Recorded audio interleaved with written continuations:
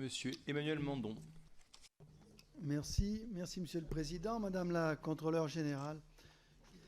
Mais je souhaiterais attirer votre attention sur la situation particulière du centre pénitentiaire de la Talaudière dans la métropole de Saint-Étienne. Vous vous y êtes déplacé le 5 septembre dernier, je crois. Je m'y suis rendu à mon tour 2 semaines plus tard. Alors j'aimerais partager bien sûr quelques impressions sur cette prison, mais je me bornerai ici à vous poser 3 questions.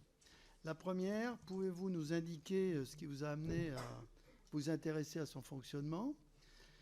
La seconde, c'est simplement pour insister sur le fait qu'il y a une réhabilitation à hauteur de 15 millions d'euros qui ont été débloqués en vue d'une réhabilitation qui n'est que partielle, en lieu et place d'une démolition-reconstruction qui avait été envisagée et que nous aurions souhaité. Cette prison datant de 68, c'est-à-dire une époque où on ne construisait pas de locaux destinés à durer. Ainsi, depuis 2019, donc 3 phases de travaux ont été engagées avec une sécurisation périmétrique d'un mur d'enceinte pour lutter contre les intrusions et réduire les nuisances dont sont victimes les riverains, avec l'installation de douches dans les cellules sur les bâtiments B et A. Enfin, la perspective de la démolition-reconstruction du bâtiment administratif, toujours en attente d'arbitrage. Alors, que pensez-vous de cette réhabilitation qui, je le rappelle, devait répondre à un triple objectif: garantir la sécurité des riverains, améliorer les conditions de travail des personnels pénitentiaires et améliorer les conditions d'incarcération? Car ceci est tout lié et on doit avoir une approche globale. Alors, troisième question, Madame la Contrôleure Générale. Dans le cadre de votre mission, pourriez-vous nous préciser quels sont vos constats et vos premières recommandations, s'il vous plaît, pour cet établissement? Merci. Merci.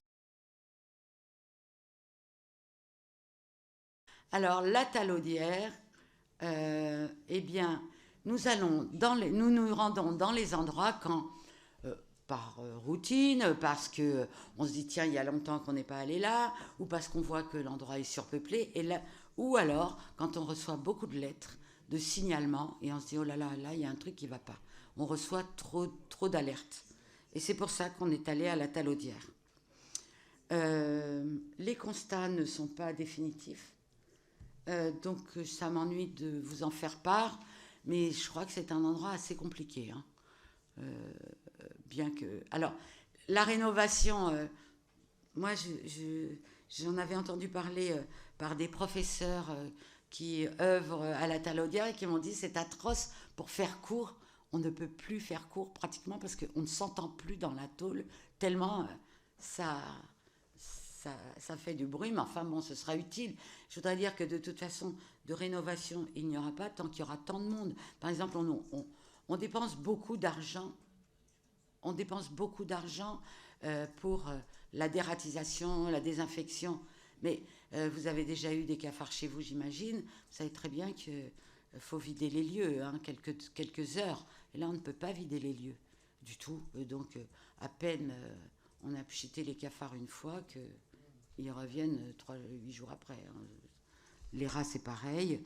J'ai jamais compris quelque chose. Je m'en ouvre à tous les directeurs que je vois et à tous les gradés, à tous les surveillants. Pourquoi on trouve... Alors, vous savez, les fenêtres sont obstruées par des caillebotis dans lesquels les détenus, évidemment, font des trous pour continuer à se passer des trucs et à jeter des choses par les fenêtres. Moi, je ne comprends pas pourquoi on ne paye pas ce qu'on appelle des oxys pour ramasser par terre, ça éviterait les rats. J'ai jamais compris ça. Bon,